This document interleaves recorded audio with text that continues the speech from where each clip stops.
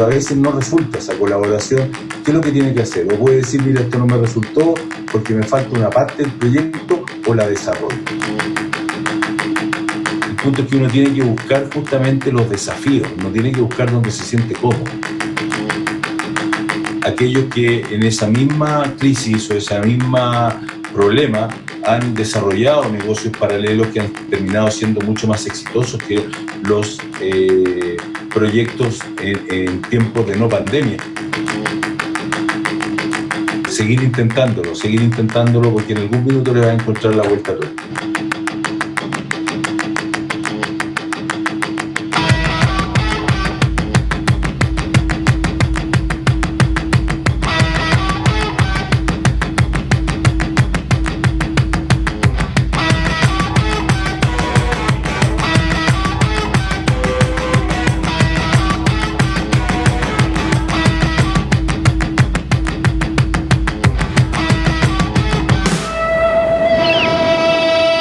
Estamos con Roberto Cami, un personaje mítico y un pionero de Internet en Chile, el mismo que lanzó el sitio web mapcity.com en el año 1998, época en que la penetración de Internet en Latinoamérica era muy baja y alcanzaba solo 4.5 millones en toda la región. Hoy en día Roberto ya tiene más de 25 años de experiencia dirigiendo empresas y proyectos tecnológicos, padre de 3 hijos, felizmente casado y amante de los viajes en familia, los libros de suspenso y los buenos asados con amigos. Es ingeniero civil en computación de la Universidad de Chile y MBA de la Universidad Adolfo Ibáñez, fundador y gerente general de MapCity, empresa con presencia regional y adquirida por la compañía estadounidense Equifax, profesor del curso Investigación, Emprendimiento e Innovación de la Escuela de Ingeniería del UC, profesor de Marketing Digital de la Universidad Adolfo Ibáñez y CLAS, consejero Comité de Emprendimiento Corfo, director e inversionista de empresas y startups, entre ellas Pricing Compass y Sicancha, entre otras, cofundador de varias startups tales como Visionaria, Juster y SumoInmobiliario.com, charlista motivacional, piloto civil por 16 años y desde 2016 baterista amateur, integrante de la banda The Mix, adicto al networking y al desarrollo de modelos de negocios y productos innovadores. Hola Roberto, un gusto tenerte en Capital Real. Muchísimas gracias por la invitación, tremendo currículum. Hay algunas cosas que ahí que te tengo que corregir. Yo dejé la gerencia general de MapCity el 31 de julio porque, como tú bien dijiste, la compañía fue comprada, fue adquirida por la corporación Equifax y yo que lideré todo el proceso desde el nacimiento hasta la venta, dejé la compañía hace un poco más de un mes. Así es que el resto está prácticamente todo bien. Genial. Leí tu libro, Piensa al revés, sin duda una muy buena lectura, muy práctica y transversal para todo público, y recomendada por Wenceslao Cáceres, otro pionero de Internet en Argentina, fundador de Patagon, y Andrés Moreno, otro crack del emprendimiento en Latinoamérica, fundador de Open English. Cuéntanos qué significa esto de Piensa al revés. ¿Qué es eso de Piensa al revés? Mira, yo decidí comenzar a escribir un libro cuando ya veía próximo mi salida de MapCity por la venta final, pues se hizo en 2 partes la venta. La primera parte fue un 60% a finales del 2016 y ahora en julio, recién pasado este año, se concretó el 40% restante.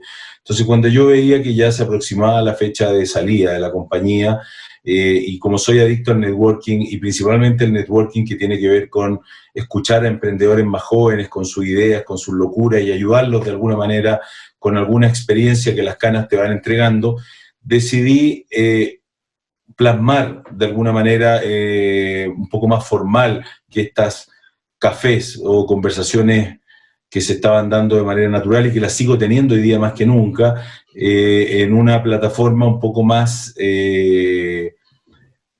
masiva, como pudiese ser un libro, que me permitiera además crear e incorporar la visión de otras personas, como son las personas que tú estás mencionando. Hay mucha entrevista dentro del libro, a Uri Levin, fundador de Waze, a Daniel Undurraga, fundador de Corner Shop, para estar más cerca del mercado local, y hay muchos cracks que dan su opinión en cada uno de los temas que yo trato, cada una de las ideas fuerzas que se tratan en el libro.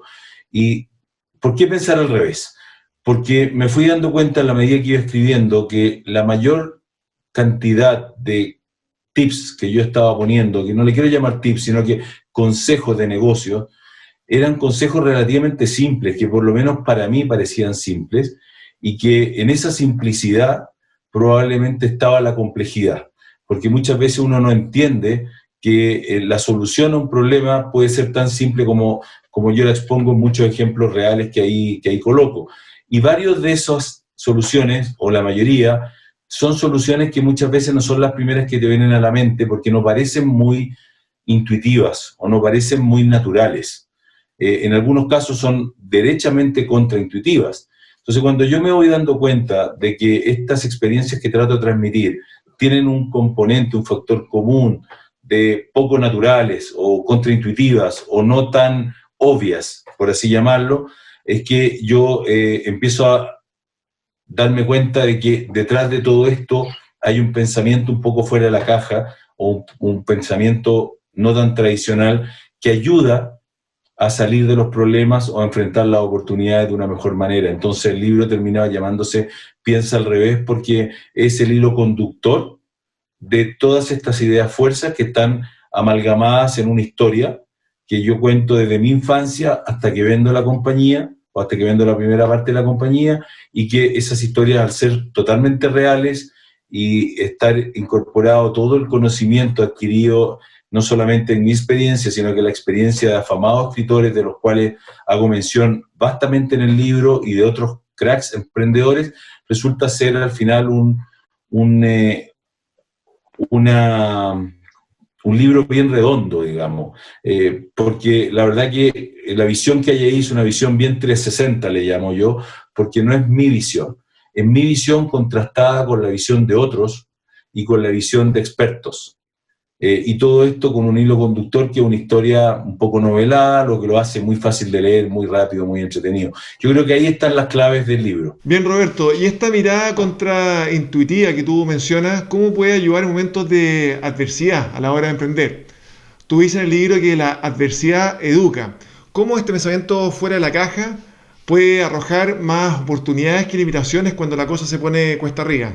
Mira, es más fácil decirlo que hacerlo, evidentemente, pero prácticamente esto está demostrado. Darwin lo demostró de que la necesidad hace el miembro.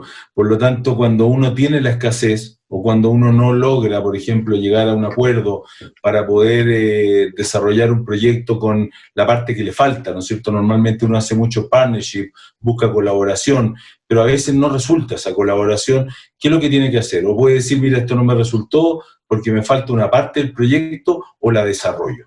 Y finalmente esto es lo que siempre ocurre en los periodos de desarrollo de negocio y más aún en crisis, en donde hay una parte que te falta, ¿no es cierto? En este caso, en crisis estamos en pandemia, la gente está cambiando la conducta, no se está movilizando como se movilizaba antes, entonces, de alguna manera, la gente del mundo automotriz podrá decir, mira, tremendo, voy a vender mucho menos autos, la gente de los restaurantes dirá, voy a vender mucho menos platos de comida, etcétera, etcétera, pero también hemos visto aquellos que en esa misma crisis o esa misma problema han desarrollado negocios paralelos que han terminado siendo mucho más exitosos que los proyectos en tiempos de no pandemia. Me gusta poner un ejemplo de un amigo, digamos, que estaba a punto de desarrollar un proyecto que tenía que ver con dictar unas clases muy, muy innovadoras en los gimnasios.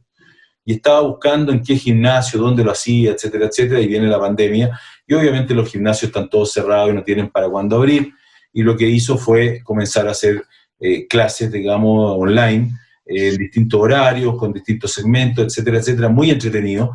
Se volcó completamente a las redes sociales, y lo último que me comentó es que tenía alumnos de todas partes del mundo, o sea, en un gimnasio instalado en Providencia, instalado en Las Condes, con suerte va a tener 30, 40 alumnos de la zona. Llegar a tener alumnos de todas partes del mundo, la verdad las cosas es que te puede abrir fronteras. Hoy día, que a mí también me ha tocado tomar clases por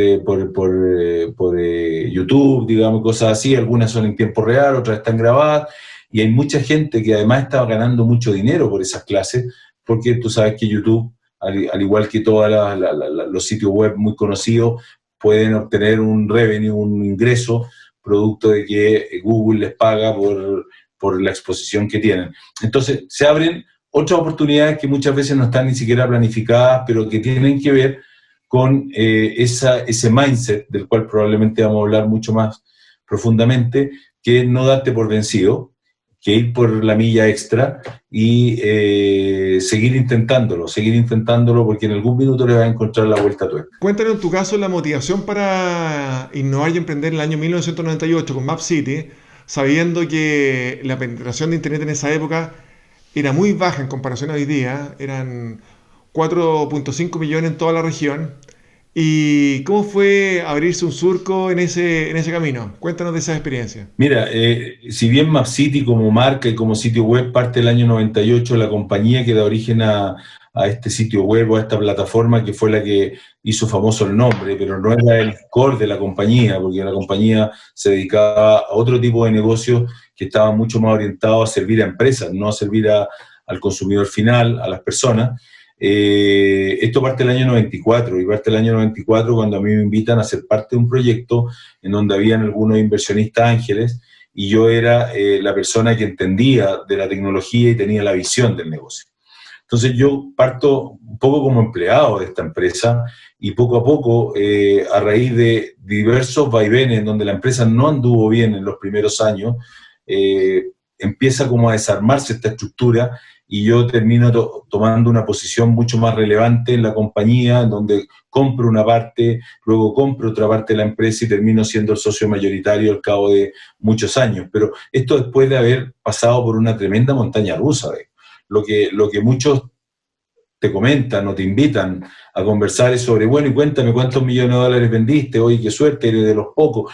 Sí, hablan de lo que se ve, ¿no? Pero nadie sabe que yo en mis 28 años, 29 o 30 años, a poco de haber salido de la Universidad de Chile de Ingeniería en Computación, con ofertas maravillosas de trabajo, yo seguía metido en una oficina apostando por algo que podría haber fracasado, que por suerte después de mucho tiempo lo dimos vuelta y tuvo el éxito que tuvo, pero podría haber fracasado y podría haber perdido, entre comillas, los años más importantes que uno tiene o los que cree que son los años más productivos, entre los 30, los 35, los 40 años, y yo aposté por lo que creía, por lo que le ponía la pasión completa, y creo que eso habla un poco de la resiliencia, habla de la perseverancia, habla de la pasión, habla de todos los elementos que yo creo que son básicos para que los emprendedores puedan contar al final una historia, digamos. Hay una mirada bastante estética de las startups, quizás con un cierto glamour, y no se reconoce esa cuota de sacrificio que hay que imprimirle desde un inicio.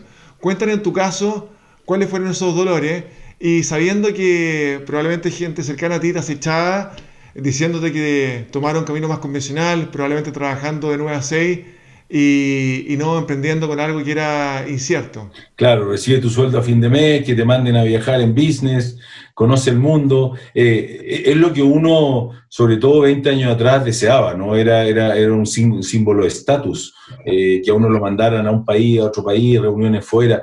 Y yo, de alguna manera, lo que hice fue renunciar por un periodo de tiempo a eso, creyendo en que esta opción era la opción correcta o la que me motivaba de mejor manera. Y bueno, creo que no me equivoqué definitivamente, pero no quiero hacer spoiler del libro, porque si tú lo leíste te vas a dar cuenta que ese es un libro que cuenta más fracasos que éxito, porque justamente de los fracasos o de lo que yo llamo las heridas de guerra están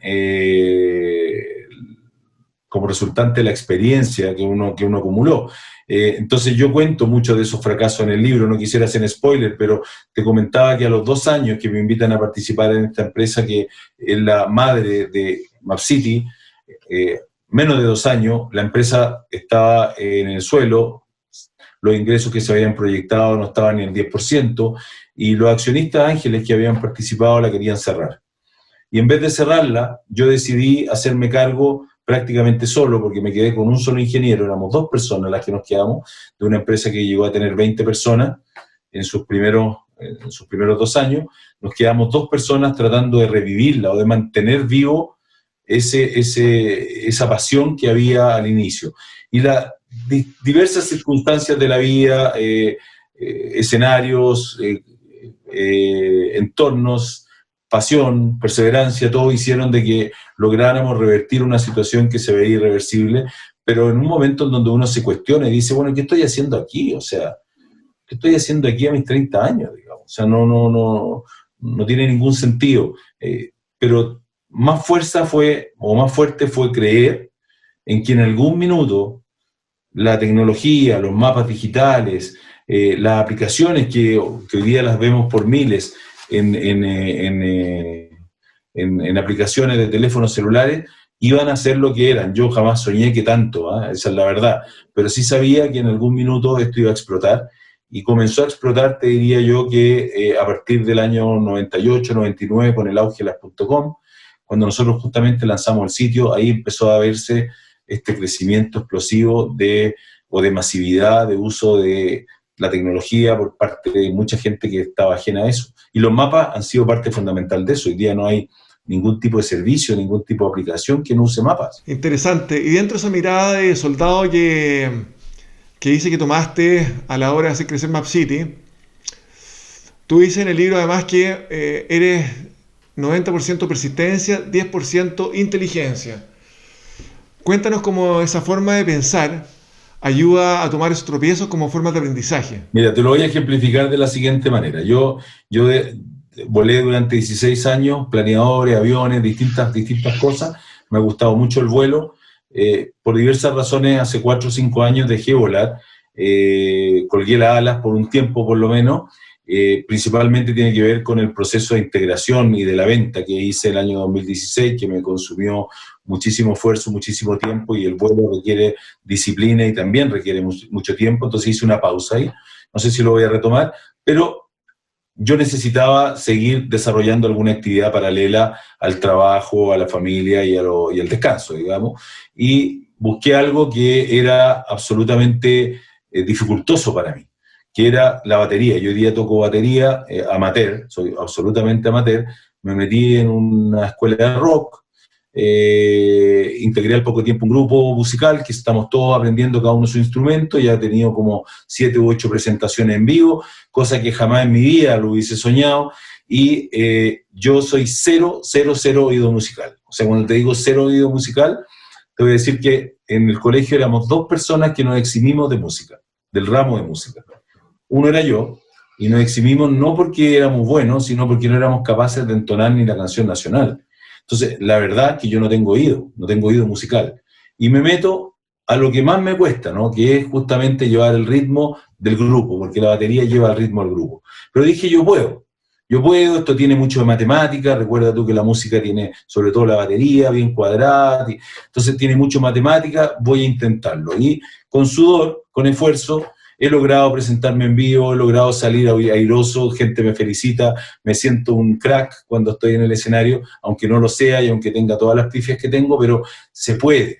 El punto es que uno tiene que buscar justamente los desafíos, no tiene que buscar donde se siente cómodo, porque los que nos estamos moviendo siempre dentro de nuestra zona de confort, nunca vamos a poder desafiar nuestros límites, nunca vamos a poder progresar, nunca vamos a poder extender nuestro horizonte. Entonces, yo creo que uno tiene que desafiarse. Cuando te dicen, oye, mira, preséntate en vivo en este auditorio de 1000 personas. Hay algunos que con pánico escénico te dicen, Nica, yo soy malo para hablar. Y hay otros que te dicen, puta, me va a costar un montón, me voy a tener que preparar un montón, me lo voy a pasar mal porque tengo pánico escénico. Pero después que lo hicieron, se le abre un mundo. Dicen, ahora lo puedo hacer de nuevo. Hay gente que se te va a acercar, te va a entregar tu tarjeta, va a hacer un networking increíble y se te abre un mundo distinto. Entonces, la verdad es que yo soy de esa mentalidad, de extender esta frontera y siempre estar moviéndolas.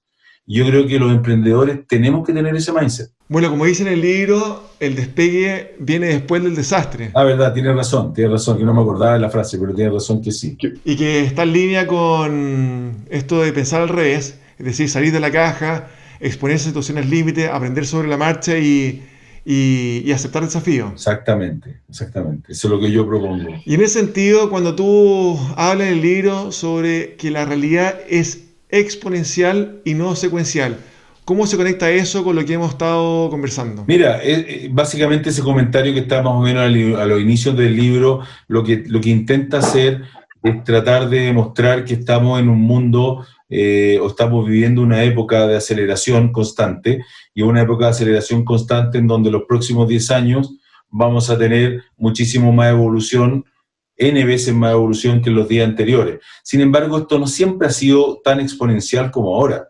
Es cierto que tiene una componente exponencial, pero una curva que se ha acelerado muchísimo en los últimos 30, 40 años, y que en los próximos 10, la cosa que lo que vamos a ver va a ser realmente dramático desde ese punto de vista, y trato de introducir al lector en el significado que tiene lo exponencial, porque recordemos que este libro está escrito para gente adulta mayor, para jóvenes. Este libro lo han leído universitarios, que le ha calzado perfecto, dueñas de casa.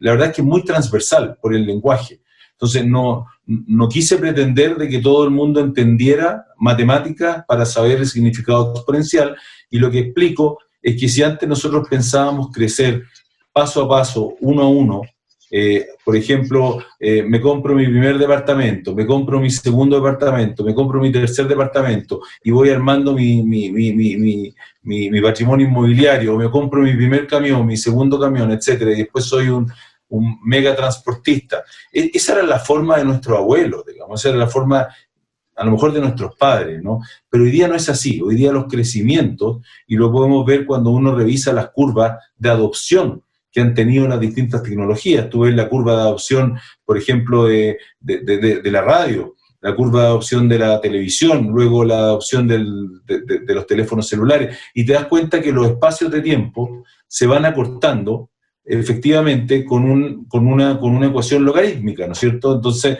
lo que estás viendo es que cada vez tienes menores plazos para lograr un objetivo de alcance similar al que lograste antes. Lo que significa que tenemos que correr mucho más rápido que lo que corremos antes, tenemos que conquistar los mercados mucho más rápido, porque de otra manera va a ser otro el que nos va a ganar. Y yo lo digo en el libro, y digo, el negocio o la empresa que va a destruir tu empresa exitosa de hoy en día ya está sobre la mesa, ya está creada, ya se está incubando.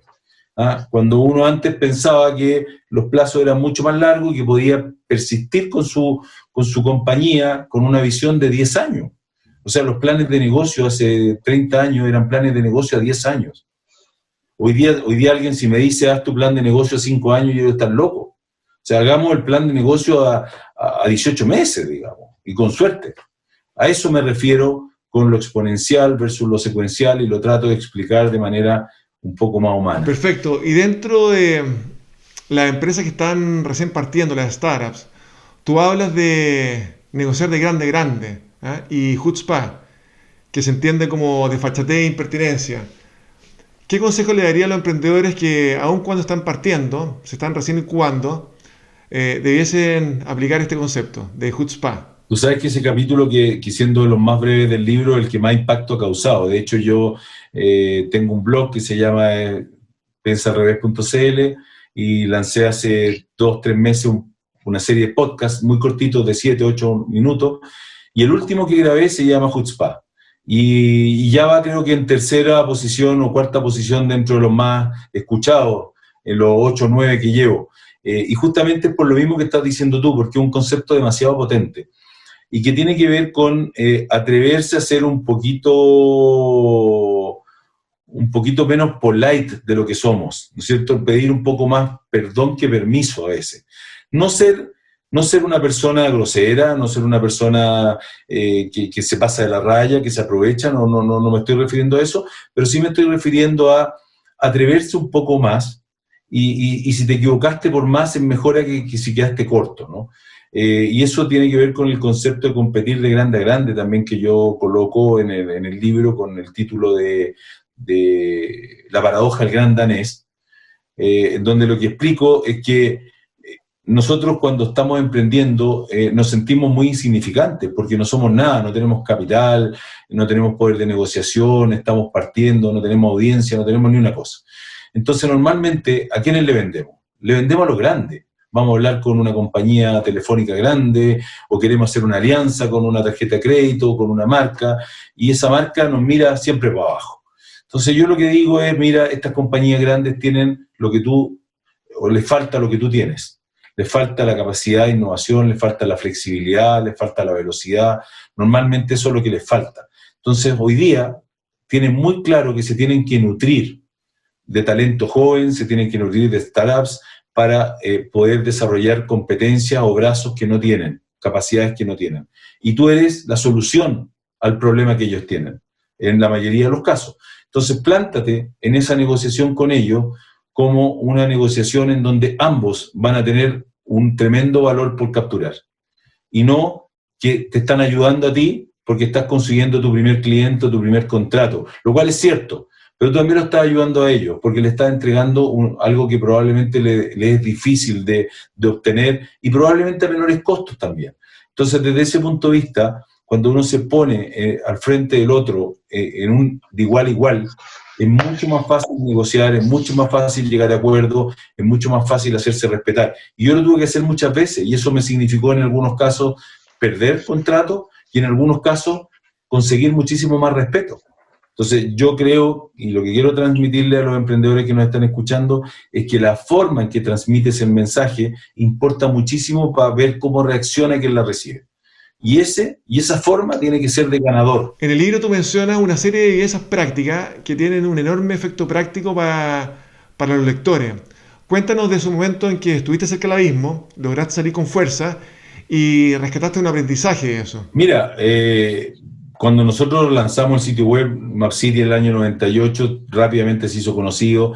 El año 99 todos nos ganábamos premios, nos venían a ver, querían invertir en MapCity porque era una de las empresas .com, que se le llamaba en esa época, más exitosas, más conocidas. Y viene el año 2000, en marzo del año 2000, que se desploma toda la burbuja, ¿no? Donde el Nasdaq pierde prácticamente en los siguientes año y medio, pierde el 78% de su valor. O sea, desaparecen empresas por miles, como que pasó un huracán. Y ahí está Patagon, ¿no? Patagon, que alcanzó a vender, justamente hablaste de Wenceslao Casares, que yo lo admiro muchísimo. Él con el dinero ha seguido emprendiendo y ha sido una persona muy exitosa. Logró vender en más de 500 millones de dólares Patagon al Banco Santander, pero eso fue semanas antes de que explotara la burbuja. Si pasan esas 2 o 3 semanas, probablemente Wenceslao no sería lo conocido que es, probablemente no hubiese tenido el éxito que tuvo. Bueno, nosotros tuvimos la gran suerte de que no dependíamos del sitio web, nunca nos creímos el cuento de que había que inflar los globos con helio para que subieran lo más alto posible, pero la mayoría de las empresas de la época, no sé si tú te acordarás que ya tenía en esa época, pero la mayoría de las empresas de esa época estaban inflando globos con helio para mostrarse y para mostrar de que volaban alto, pero las empresas perdían dinero y quemaban dinero de manera brutal y no tenían un plan de negocio que en algún minuto iba a generar la devolución de esa inversión. Entonces, hubo una locura en ese minuto por poner ficha en ese tipo de empresas hasta que todo explota y desaparecen gran parte de las latinoamericanas que estaban ahí. Nosotros tuvimos la suerte de no haber puesto toda la ficha ahí. Yo no me creí el cuento de esa manera. Sí creía que Internet iba a florecer, pero no tenía claro cómo.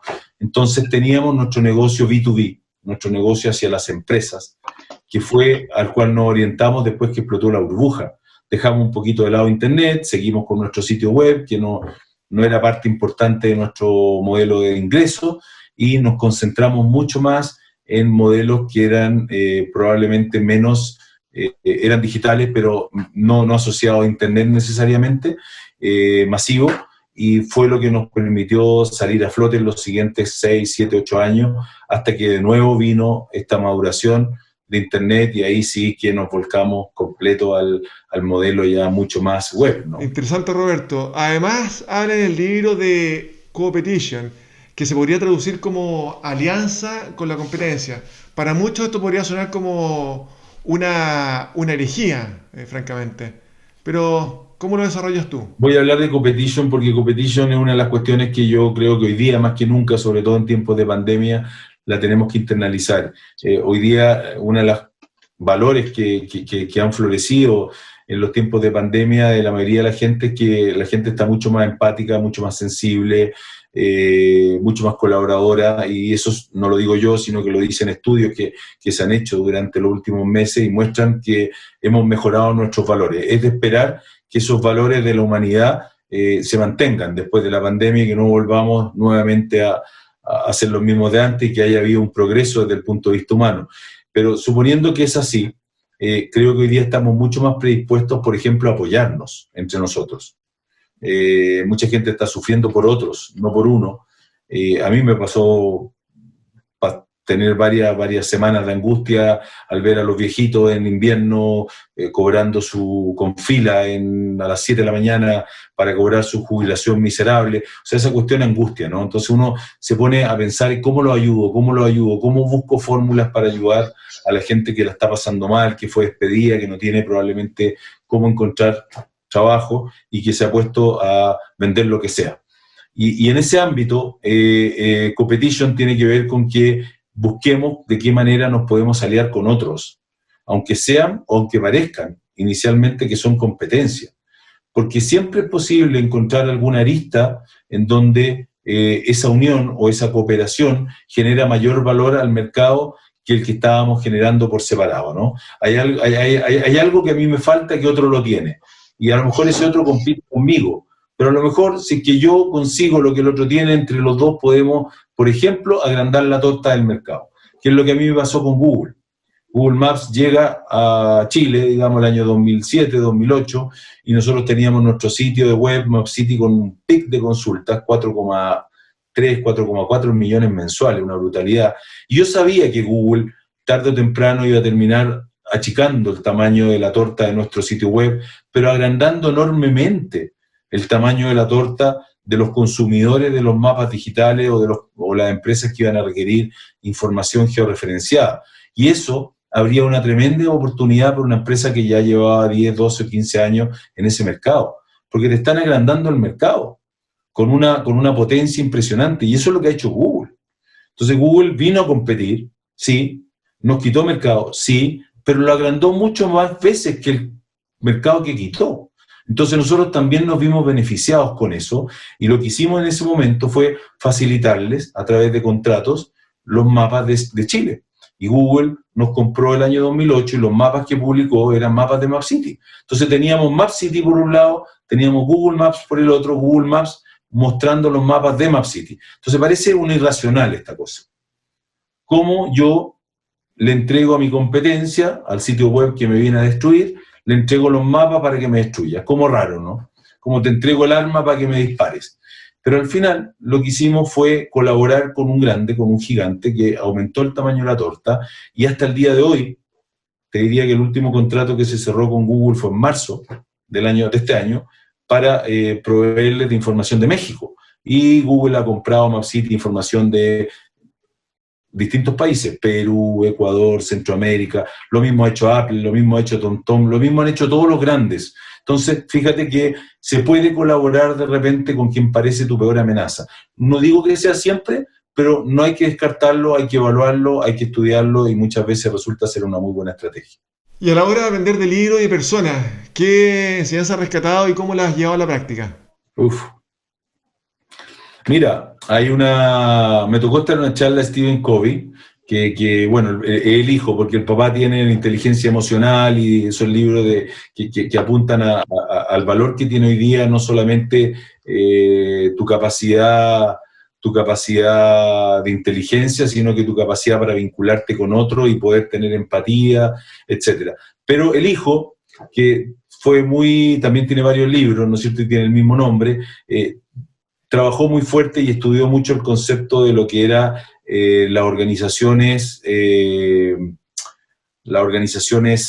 verdaderas, las organizaciones de confianza, en donde él plantea de que la confianza es un valor que multiplica muchas veces el retorno de las compañías, en términos de construir dentro de tus empresas y hacia todos tus stakeholders, hacia tus clientes, tus accionistas, la comunidad en general, una actitud que tenga como valor la verdad y la confianza, ¿no? que se desarrollen vínculos de confianza. Y yo creo que esa es una situación que no todas las empresas lamentablemente pueden decir que hacen, porque funcionan bajo otros parámetros en donde funcionan los intereses políticos, las agendas personales, probablemente las colusiones, ¿no es cierto? Se pierde inmediatamente la confianza en una empresa que se colude. Entonces yo creo que hoy día la gente está valorando muchísimo a esas empresas que son mucho más verdaderas, que se entregan por actos o por propósitos mucho mayores que solamente el retorno económico que se les va a entregar. Y se nota, se percibe, se huele eso. Y al final son empresas que uno termina eligiendo, o marcas que uno termina eligiendo. Por lo tanto, la cultivación de esa verdad dentro de las compañías y relaciones de confianza dentro de la compañía y hacia afuera es una de las cuestiones que, sobre todo en el proceso de escritura del libro, me metí más profundamente y lo encontré genial. Así que se los transmito también a los emprendedores, construyan esas relaciones de confianza. Cuéntanos los próximos pasos y cómo está diseñando lo que se viene hacia adelante. Mira, yo, como digo en el libro, también estoy vinculado hace muchísimos años al ecosistema emprendedor y me llaman muchos emprendedores, converso mucho con emprendedores y siempre estamos discutiendo ideas y trato de dejar algún tipo de mensaje que sea de valor para ese emprendedor. Así que desde ese punto de vista lo voy a seguir haciendo, lo he hecho y me encanta, además, lo paso súper bien. Pero el libro es otro legado, digamos. El libro pretendía hacer eso, pretendía hacer un legado que llegara a mucha más gente. Se lanzó recién en Perú hace menos de 3 semanas, en la versión peruana del libro, y espero, ojalá, llevarlo a algún otro países latinoamericanos que sean tan emprendedores como nosotros. Pero hoy día estoy dedicado a una empresa que tengo, que no se vendió, que es una BPO, un contact center, que da trabajo como 600 personas. Estamos digitalizándolo 100%, llevándolo a un nivel superior, digamos, con una propuesta de valor mucho más sólida, así que estoy un poco dedicado a eso. Estoy ayudando, estoy asesorando a un par de CEOs de empresas medianas, startups medianas, que están con presencia latinoamericana o están en varios países de la región y que necesitan hoy día a alguien con más experiencia, que un advisory board, digamos, que les ayude a pimponear ideas, a tomar decisiones, a ordenar el mono para escalar. Entonces estoy entretenido ayudando a un par de empresas de ese tipo y lancé un proyecto que yo le llamo proyecto social, porque por ahora es sin fines de lucro, que es una plataforma marketplace, que convoqué a un par de personas que habían trabajado conmigo y les dije, ¿sabes qué? Ayudemos a estos emprendedores, hagamos un marketplace bien hecho para que todos los que están hoy día vendiendo productos que puedan subirse aquí gratis. Y lo lanzamos hace un mes, se llama Caladu, es como calado con una O adicional, caladu.cl, 2 O al final. Perfecto. Y en 30 días hay como 160, 170 emprendedores que han subido sus tiendas y que ya están vendiendo a través de esta plataforma, y voy a seguir porque me entretiene muchísimo desarrollándola y probablemente después vamos a ver cómo le damos una vida propia en manos a lo mejor de alguna alianza que vaya a realizar, donde allá hay varios interesados en involucrarse. Así que por ahora es una entretención que además ayuda, así que estoy feliz con eso. Bueno, Roberto, te quiero agradecer enormemente la oportunidad de haber conversado con el equipo Capital Real.